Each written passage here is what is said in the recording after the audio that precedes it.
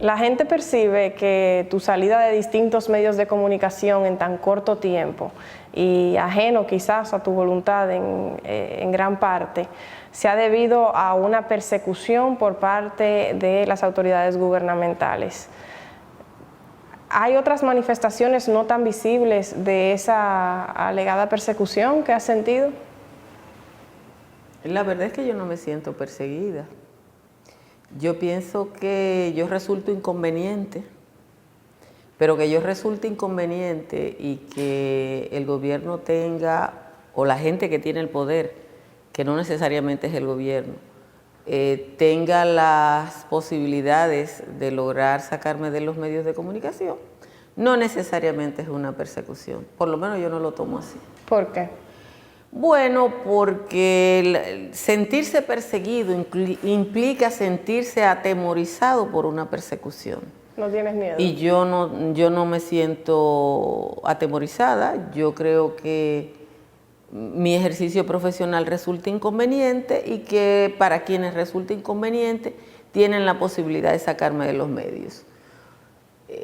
Dada la forma en que está conformada la sociedad dominicana y el estado de desarrollo de los medios de comunicación en la República Dominicana, eso es posible. Hay una persecución que no te atemorice, pero que como esquema o como sistema o como estrategia está en pie a tu juicio.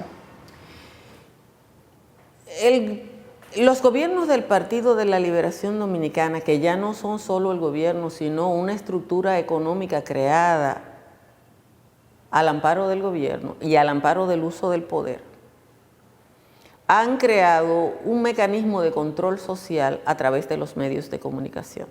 Es control social a través de los medios de comunicación, creando un pensamiento único. La primera vez que yo vi la hoja del discurso del día que se manda desde una oficina de la Casa de Gobierno a todo su sistema de, no quiero decir bocinas, pero a todos los periodistas que colaboran con ellos, yo creía que estaba en la época de Goebbels y Hitler, porque desarrollar todos los días un esquema de 20 o 25 páginas diciendo sobre este tema hay que hablar de esta manera, sobre este tema hay que hablar de esta manera, hay que reírse de esta manera, hay que llamar la atención sobre esto, eso es control social. Como por ejemplo hay que bloquear la cuenta de Altagracia Salazar, que en un momento salió a relucir un correo que circulaba desde... Sí, cosas así. Pero que eso, si bien es un mecanismo que se está usando y como digo, tiene que ver con una decisión de política, yo no creo que es así Altagracia Salazar. Altagracia Salazar es el rostro visible de la disidencia o un rostro visible de la disidencia. Podría ser cualquiera. Hay gente que dice que no es lo que tú dices, que es como lo dices. Bueno, pero yo tengo 30 y tantos años en los medios de comunicación hablando de la misma manera. O sea, yo no tengo un discurso específico, yo hablo así. Ahora, si yo fuera el gobierno me preocupara, si yo fuera esa gente que no me quiere me preocupara, porque si hay algo que yo sé que yo tengo, es capacidad de contactarme con la gente. Yo puedo hablar en el idioma que hablan los dominicanos y yo sé que eso no lo tiene la mayoría de la gente. Y ese poder yo sé que lo tengo. Entonces cuando dicen que no es lo que dices sino como lo dices, no se refieren a que seas especialmente ácida, ¿tú crees? Sino a que tenga poder. No, que tengo la forma en que yo hablo le llega a la gente. Y le llega a la gente porque yo hablo como la gente. A pesar de que yo pueda tener un nivel académico o no, yo hablo que la gente me entiende y le pongo un ejemplo que la gente entiende. Me decía un amigo que es doctorado en economía, él me dice, tú tienes la virtud de decir lo que yo sé en el idioma que lo entiende la mayoría. Él no puede hacerlo. ¿Te da miedo sentirte blanco de esa afrenta? No. Nada, ni un poquito. Ni un poquitito de miedo, ni un poquitito de aprensión. Mira, todo el mundo sabe que yo vivo lejos del centro y yo me muevo, entro y salgo de mi casa en la madrugada durante años sin absolutamente tener miedo tarde, ahora por distintas circunstancias. Camino los caminos de la patria por donde no ha ido nadie, yo solita, y lo saben. Pero yo creo que es mejor o es más conveniente enfrentarme en el uso de la palabra que de otra manera.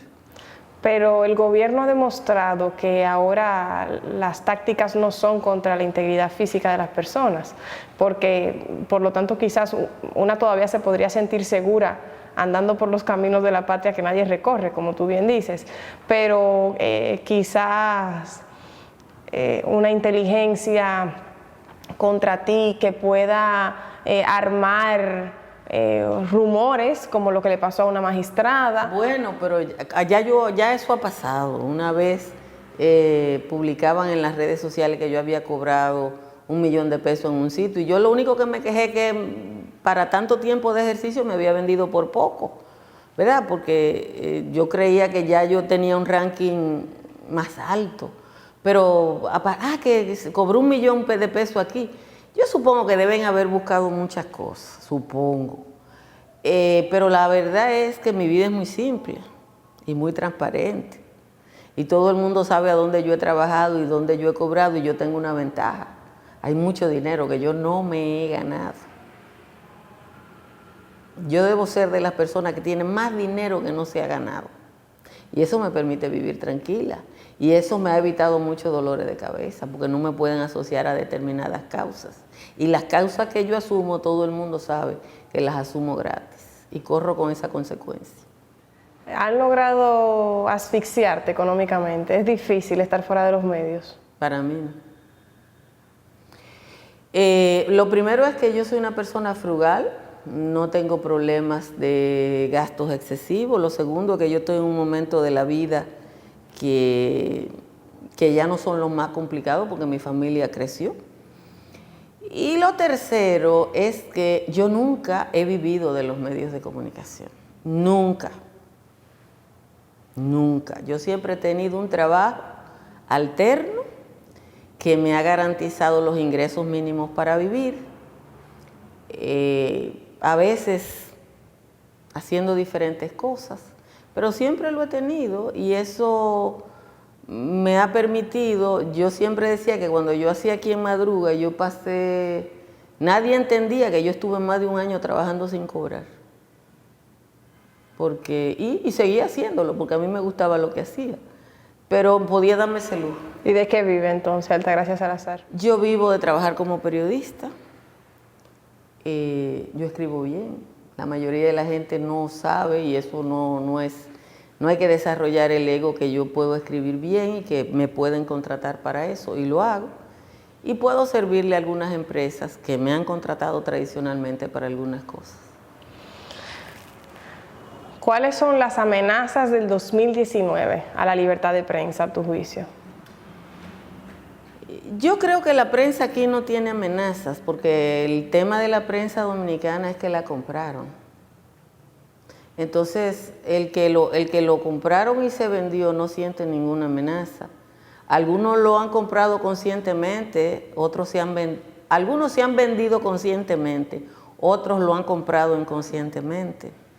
Cuando termine esta era, que algún día terminará, alguien escribirá, que no voy a ser yo, lo que ha pasado con el periodismo y lo que va a pasar después de esto. Hay una crisis en los medios de comunicación. Hay una crisis en la prensa. Aquí solo 2 periódicos dan beneficio. En un país donde el gobierno está invirtiendo aproximadamente 13 millones de pesos al día en publicidad. Entonces tú no entiendes cómo los medios quiebran en un país donde el gobierno es el principal anunciante y donde se están invirtiendo esa suma. ¿Por qué eso pasa? Porque el gobierno no está invirtiendo en los medios, el gobierno está invirtiendo en la cooptación de los profesionales que trabajan en los medios. Entonces, eso es lo único que explica que un periodista que gana 25,000 pesos en un lugar, vive en un apartamento de lujo y tenga un carro del último modelo, y tú dices, ajá, ¿se sacó la loto? No, tiene un trato preferencial, y ese trato preferencial es su precio. Cosa que, por cierto, yo no juzgo. Que se vendan. No, porque uno no tiene derecho a juzgar a nadie. ¿Por Eso es lo qué? que yo creo. Bueno, porque los seres humanos tienen libre albedrío. Bueno, por lo menos eso es lo que a uno le han dicho, ¿verdad? Tú tienes derecho a pensar y hacer conforme a lo que tu corazón o tu cerebro decida. Y si tú decides que determinado estatus amerita la oferta de tu cerebro, eso está bien. Sin ironías. Sin ninguna ironía. Sin ninguna ironía. Yo hace mucho que decidí que yo no soy juez de nadie. Lo más que llego es abogado.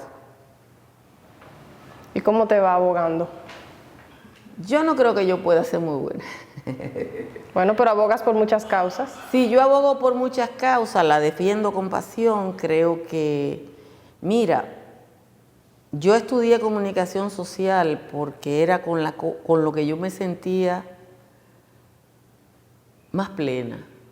Cuando yo entré a la Universidad Autónoma de Santo Domingo, esa historia la he dicho muchas veces, me dijeron que yo podía estudiar lo que yo quisiera, porque yo debo ser 2 de las 3 estudiantes de periodismo que sacaba 100 en física, 100 en biología. Los periodistas normalmente es gente De letras. de letras que no está... Yo no, yo me siento cómoda con la ciencia.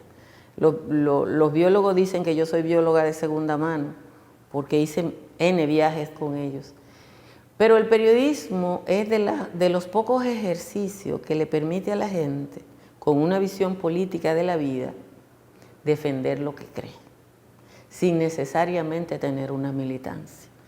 Decía Joseph Pulitzer en aquel discurso para defender la primera escuela de periodismo en Harvard, que de la calidad del periodismo depende la calidad de la democracia, porque el periodismo es el perro guardián de la democracia. Cuando el periodismo no cumple esa función de defender los valores de la democracia, que fundamentalmente son los derechos y las instituciones, entonces el periodismo no sirve para nada. Cada vez que yo oigo a alguien que me dice, pero diga cosas bonitas, yo digo, bueno, pero para eso hay mucha gente, para eso no es que estamos los periodistas. Ni oraciones ni flores, Ni como oraciones dices. ni flores. Para eso no es que estamos los periodistas. El periodista está para descubrir la llaga y cuán putrefacta es. Porque ese es su trabajo y esa es su razón de ser. ¿Te han hecho ofertas? Hace mucho que no lo hace. Se agotó ese periodo. ¿Se dieron cuenta que ya no? Sí, quizás cuando yo era más joven, sí, me hicieron oferta, pero después de un tiempo no. ¿Cómo eran? ¿Económicas? Económica o facilidades para algunas cosas que la gente entendía que uno estaba buscando o que tú podías necesitar, o invitaciones. Yo soy de los pocos periodistas que no ha aceptado invitaciones a viajes financiados por nadie. Me decía un ejecutivo de una cadena hotelera que durante años yo fui presidenta del Premio Nacional de Periodismo de Turismo, que yo era la única persona que no había aceptado nunca una invitación. Y a mí me correspondía, yo no, porque eso es pensar que después ese hotel se le va a quemar una chimenea y yo voy a tener que estar razonando si debo hablar de eso o no. Yo me lo economizo, yo no voy. Y eso es una consideración personal. ¿Y cómo suelen llegar esas ofertas? ¿En efectivo? ¿En propuestas de trabajo? A mí una vez me mandaron un sobre de dinero en efectivo, que a mí me sorprendió mucho. Yo no sabía que eso pasaba. Cuando lo abrí, era un sobre Manila lleno. Yo no sé qué cantidad de dinero era, porque yo no la conté, y lo iba a devolver. Y es un favor que le debo a un querido compañero que murió ya, que cuando yo iba a llamar al mensajero para devolver el sobre, él me dijo, ¿y tú crees que él lo va a entregar? Y lo reflexioné, ¿verdad? Porque ahí no había carta de acuse de recibo. Y naturalmente. Entonces me quedé con el sobre y se lo devolví a la persona que lo había enviado con una carta. Y esa persona le pidió al dueño del lugar donde yo trabajaba que me votara. ¿Y te votaron? No, no me votaron. Hay medios y grupos empresariales, dueños de medios, menos complacientes con el poder que otros. Bueno, yo no sé. Yo extrañamente respeto a la mayoría de los empresarios con los que me ha tocado trabajar. En el caso del Grupo Corripio, donde yo trabajé mucho tiempo, yo digo públicamente que incluso valoro que Dios le dé a Pepín Corripio muchos años, porque Pepín es un hombre respetuoso absolutamente de las personas. Alguna gente me va a decir, pero en el Grupo Corripio hay gente así. Bueno, yo supongo que tan respetuoso es de quienes hacemos un ejercicio decente como de quienes no lo hacen. Pero nunca me pidió la más mínima complacencia con nada. Y lo propio me pasó en CDN, donde yo trabajé 10 años. Nunca me dijeron absolutamente nada. Y el que me contrata a mí es a su cuenta y riesgo. ¿Cuál es el momento de mayor presión de tu carrera? ¿Cuál ha sido?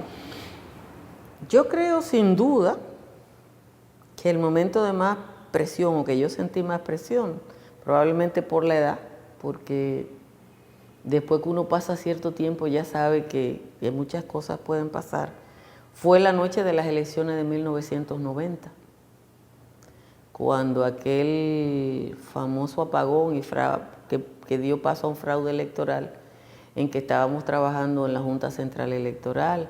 Entonces se constituía una cadena nacional controlada por la Junta. Yo estaba trabajando en esa cadena, que era un monopolio informativo.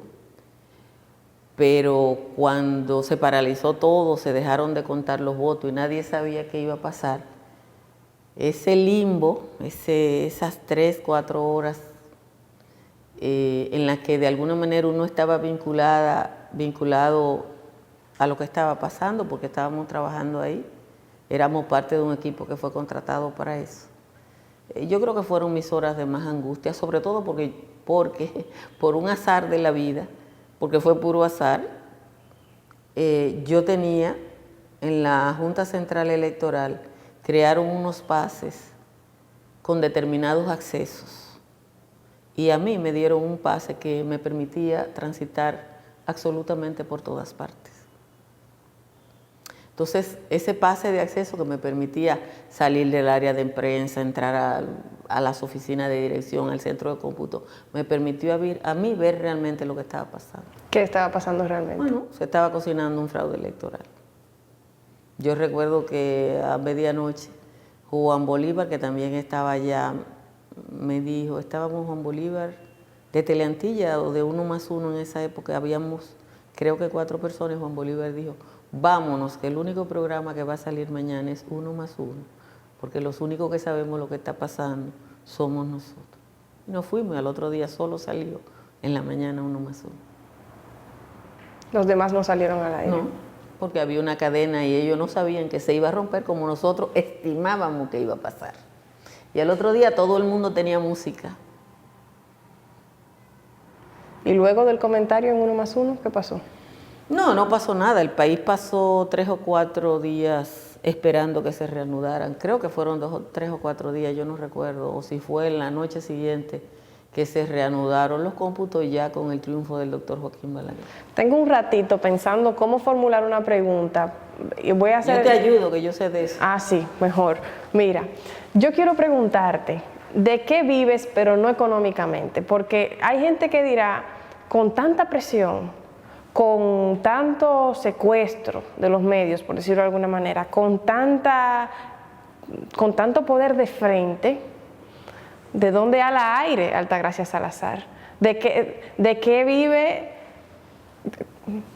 ¿Cómo vive sí, la palabra? ¿Cómo vivo? ¿Cómo hace el trabajo con gusto? ¿Qué le da la energía? Lo primero es que yo no tengo ninguna presión, absolutamente ninguna.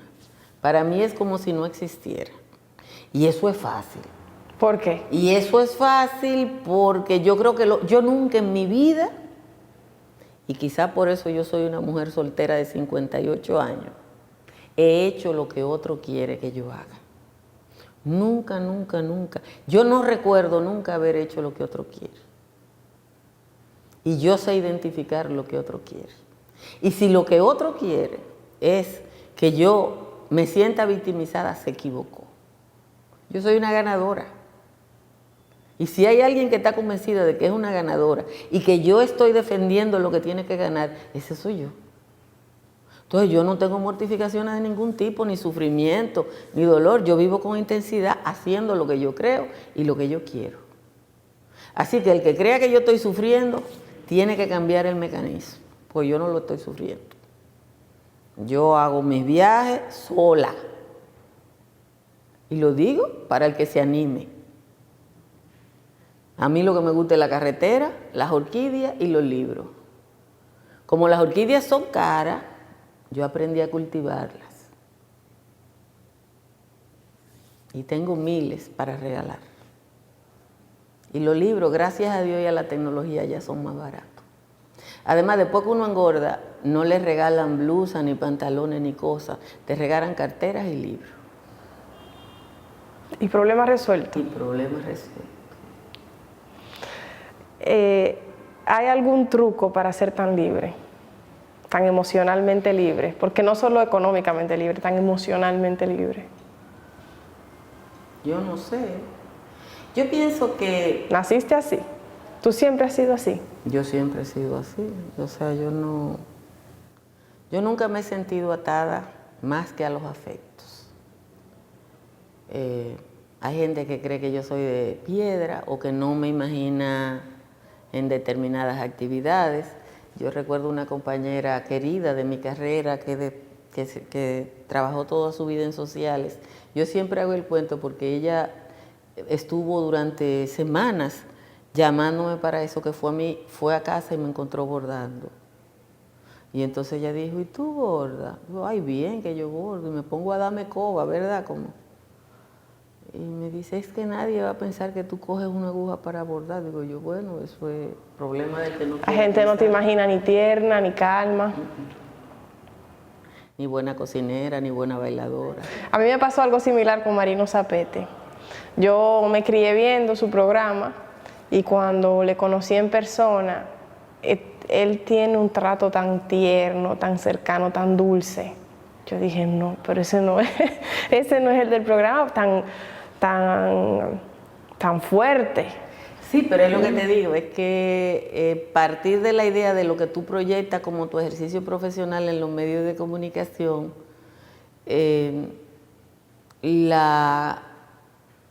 los medios construyen lo que se llama un imaginario, igual que construyen un imaginario social y construyen un imaginario individual.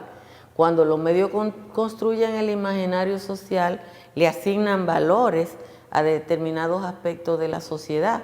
Cuando construyen el imaginario individual tú eres de esta manera, entonces te asignan determinados roles. Entonces eso le pasa a Marino, me pasa a mí, y supongo yo que le pasa a mucha gente, o no sé a cuánta gente le puede pasar. ¿Qué viene ahora con tu carrera? Yo trabajo todos los días. Este tiempo en que he estado formalmente fuera de los medios diarios, porque yo sigo haciendo jornada extra, igual que hace 20 y tantos años con Juan Bolívar, simple y llanamente me permitió descubrir la comunicación alternativa. Y me encanta decirlo así, porque esa fue mi tesis de grado. La comunicación alternativa. Te dio la razón el tiempo. El tiempo, 30 y tantos años, casi 40 años después, me dio la razón. Y es posible la comunicación alternativa. Y todos los días yo he ido aprendiendo algo. ¿Y viable? Sí, viable. No dice que no voy a volver a los medios tradicionales, claro que sí. Pero mientras tanto ha sido un ejercicio de construcción colectiva, de crear una comunidad que yo lo planteaba hace 40 años pensando en el mimeógrafo, en la obra de teatro, en ese tipo de cosas. Jamás en la vida pensé en YouTube o en Facebook Live. o Periscope o todas las cosas que están pasando ahora. Pero en líneas generales es la misma cosa, es tener una voz alterna. ¿Las redes y esos medios dejan más ventajas que desventajas o lo contrario? Yo no, igual que a los seres humanos, son una cosa que son una plataforma que tú usas, no son ni buena ni mala. La ventaja siempre es lo libre que pueden ser. Desventajas, como dijo Humberto Eco, hay una cantidad de gente que se considera con el valor o con las posibilidades de enfrentarte en las redes sociales, y eso es parte de la democracia de las redes. Yo tengo una desventaja, aún utilizando la prensa alternativa, o los medios alternativos, que yo estoy obligada a ser profesional. A veces la gente me manda, ay, te mandé ese video, y yo no lo coloco. Y yo digo, no, el problema es que yo tengo que ser profesional. Aunque yo esté transmitiendo a través de Facebook, yo no soy una comediante, yo soy una periodista profesional. Y tengo que actuar dentro del esquema alternativo como una profesional. Eso es una desventaja, porque la gente pone cualquier cosa, yo no puedo hacerlo. ¿Vivimos una dictadura? Voy a usar una palabra del doctor Leonel Fernández. Vivimos una democracia restringida. Esa no es mía. ¿Es un eufemismo o una realidad?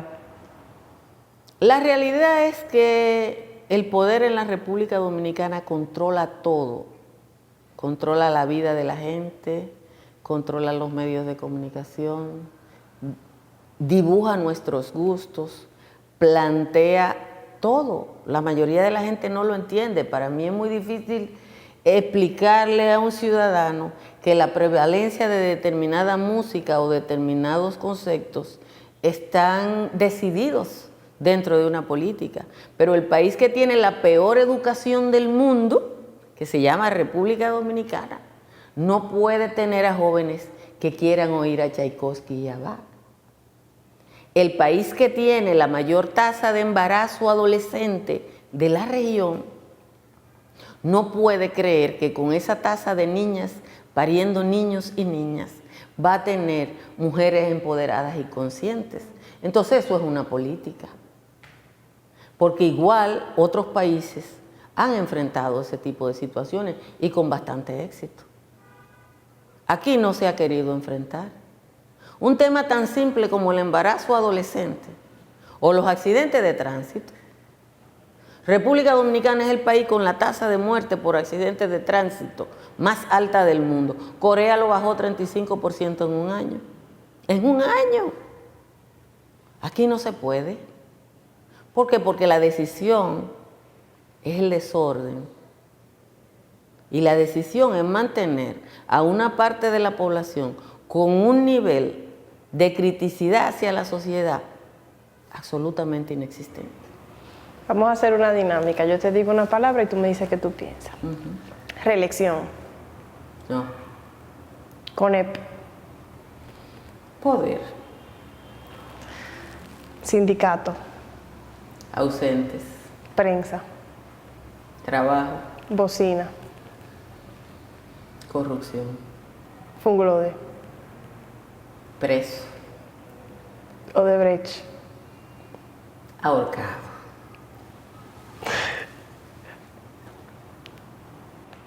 Ahorcado. Odebrecht tiene 2 presidentes prófugos y 2 presidentes presos en Perú, un presidente preso en Panamá, un presidente y una vicepresidenta preso en Guatemala.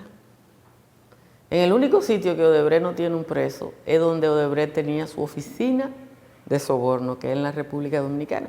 Y uno tiene a veces que hasta que dar gracias a Dios, yo que soy cristiana. Nosotros en la República Dominicana tenemos el presidente más honesto de todos los presidentes donde estuvo Odebrecht. Y eso es un privilegio que uno tiene, o hemos tenido los presidentes más honestos, los presidentes del Senado más honestos, los presidentes de la Cámara más honestos de todos los países de América Latina. Eso es para llevarlo a los libros Guinness. Argentina, México, Colombia, Perú, son chivitos alto de jobo al lado de nuestro político, que nadie ha podido imputarlo, sobre todo nuestro flamante procurador. Impunidad. PLD. Desigualdad. PLD. En República Dominicana es el país con menor movilidad social de América Latina. Y el más desigual de América Latina, que es la región más desigual. Y el más desigual de América Latina. Cuando el presidente dice que en este país somos todos clase media, se le olvida que la movilidad social de República Dominicana es 2%. El 2% de la población, esa es nuestra movilidad social. Y eso significa que el que nace en un lugar, a menos que se saque la loto, sea pelotero o político corrupto, se va a morir en el mismo lugar. Pero lo que es más grave de eso es que lo que era el símbolo de la movilidad social hace 40 años, cuando yo entré a la Universidad Autónoma de Santo Domingo, ya no lo es. Porque cuando yo entré a la UAS, tener un grado académico implicaba una movilidad social. Ahora no. Ahora tú tienes el título y lo tienes debajo del brazo. Porque la movilidad social es para los hijos, los nietos y los sobrinos de la gente que tiene el poder. Mujer. Mujer es dolor. En definitiva, las mujeres estamos jodidas, con J. Una de las cosas que ha promovido el Partido de la Liberación Dominicana es una oleada conservadora, terriblemente conservadora en la sociedad dominicana. Esa oleada conservadora que se extiende a todos los espectros de la vida, que ha exacerbado los ultranacionalismos, a quien más afecte a la mujer porque te posiciona en un espacio. Cuando tú ves los gabinetes, por ejemplo, de México, que son paritarios, o de Colombia, y tú ves que en República Dominicana hay 2 ministras, una porque no saben qué hacer con ella y otra porque es un acuerdo político, tú te das cuenta de que estamos muy lejos de ir más allá del discurso formal y que por el contrario, el papel de la mujer que avanzó en los primeros años de o a partir de la mitad de la década del 90, involucionó. Y ha sido en estos 20 años de gobierno del PLD. Iglesia. Yo soy católica. Libertad. Libertad, la vida. Esa debe ser. Dice Pepe Mujica que la vida es para ser libres y ser felices. Lealtad. Un valor fundamental, primario. ¿Lealtad a qué? A los amigos, a lo que uno cree. Yo quizás me he equivocado mucho, porque bueno, la vida es eso, equivocarse. Pero yo he sido leal a lo que creo y no he cambiado de creencia. Hay una diferencia fundamental en esta entrevista, pienso. Yo tengo o me gustaría creer que yo tengo una sensibilidad especial para la gente que siento y veo valiente. Y eso ha llevado a que en poquito tiempo al aire, por esta silla, ha cruzado mucha gente valiente. Miriam Germán, podemos tener diferencias con cualquiera de ellas, pero valiente. Uno no tiene que estar de acuerdo con las personas con entrevistas. No, pero digo para reconocerle valentía, ¿no? Miriam Germán, Juan Uvieres, Guido Gómez Mazara, gente que tiene una lucha determinada y que en esa lucha ha demostrado valentía. Y todos confirman sentir miedo, sobreponerse a él, pero sentir miedo. Y siento que sinceramente el miedo no es un tema contigo. Es que yo no tengo miedo. A lo único que yo... O sea, no es que te sobrepones a él. No, es que yo no. Yo a lo único que le tengo miedo es a tener miedo. Porque la persona que tiene miedo es la que se frena, es la que no da el paso. Yo puedo sentirme angustiada en determinadas circunstancias. Y me pasa, siento angustia. Pero miedo no. ¿Qué te angustia? A veces me angustian los hijos, o me angustia pensar que no sé cómo va a ser mañana, o qué es lo que yo voy a poder hacer, o cómo voy a enfrentar los días por venir. Eso me angustia, pero no es miedo. Miedo a enfrentar lo que venga, no, eso yo no tengo. Y yo no soy más valiente que los demás. Yo tengo una manera de ver la vida, quizá diferente, pues yo nunca me considero ni mejor ni peor que nadie. Sentirse parte del todo es una de las cosas que ayuda a no tener miedo. Yo siempre recuerdo que cuando yo me mudé donde vivo ahora, que ya es una zona muy poblada, pero yo fui la segunda en mudarme en una urbanización periférica, y un día salí en la madrugada y se dañó el carro.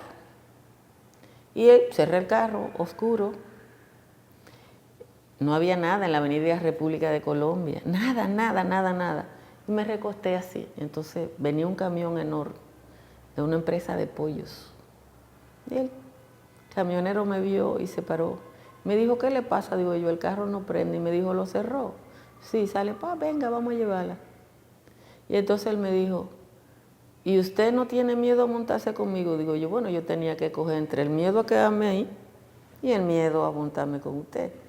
Entonces, uno tiene que optar por lo que uno cree que es un mal menor, pero en definitiva, sentirse parte te ayuda a vivir mejor. Y esas madrugadas, cuando yo pasaba que los policías estaban picoteando a los camioneros, yo siempre le decía algo a los policías y terminé haciéndome amiga de la mitad de los camioneros que hacían mi ruta. Eso me hacía sentir protegida.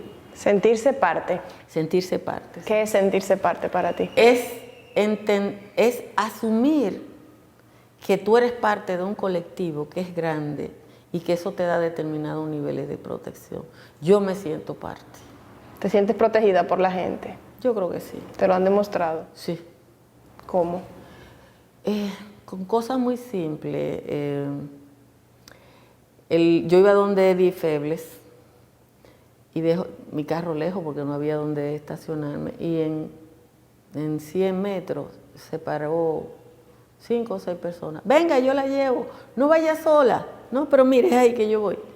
O sea, yo percibo que hay una parte de la sociedad dominicana que entiende que es mejor que yo exista y que esos son más.